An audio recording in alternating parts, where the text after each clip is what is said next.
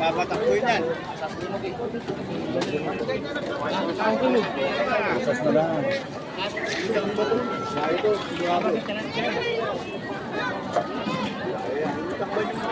Pakita mo. Gumawa ka ng kalukuhan. Kayari, kababae sa akin. Hindi ka pa naman. Kaya, tinatakbo mo yung mukha mo, naiiyak ka sa ginawa mo. Hindi na ginawa mo. Ba? Okay.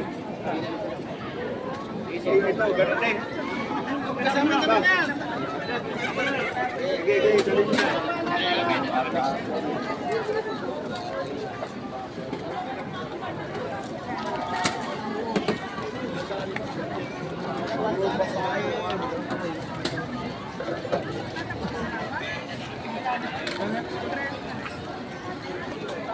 Yun po, good morning po guys. Yun po kanina na dalawang matandang babae po sila po talagang nahuli na talagang legit po naman durukot dito po sa Orani, Bataan.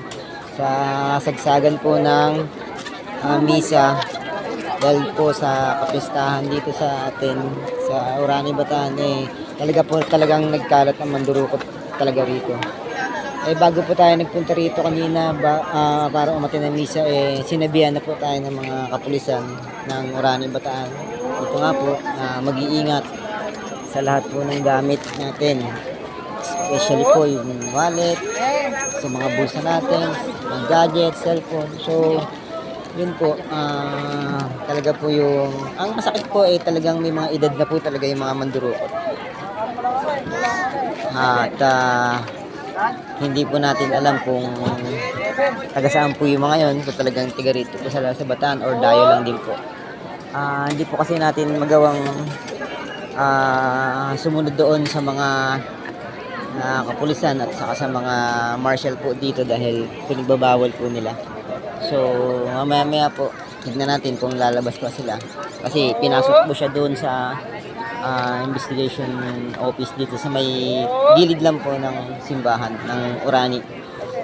So yun po, maraming salamat guys at yan po yung medyo nakita natin pangyayari dito. So sa lahat po ng mga taga Orani at lalong-lalo na po sa mga nagpupunta rito para umattend ng misa at makisaya sa kapistahan, ingat po tayo dahil sobrang dami daw po talaga mandurukot dito. Yan po laging paalala ng mga kapulisan. Lahat po na nagpupunta rito na dayo na kung saan galing sa iba-ibang lugar, pinag-iingat po talaga dahil grabe po talaga ang napakarami daw po talagang mandurukot dito po sa lugar na to at karamihan po talaga hindi naman talaga tiga rito. Dayo lang din po dito sa Orani. So maraming salamat guys at good morning po, happy Fiesta, Orani, Bataan.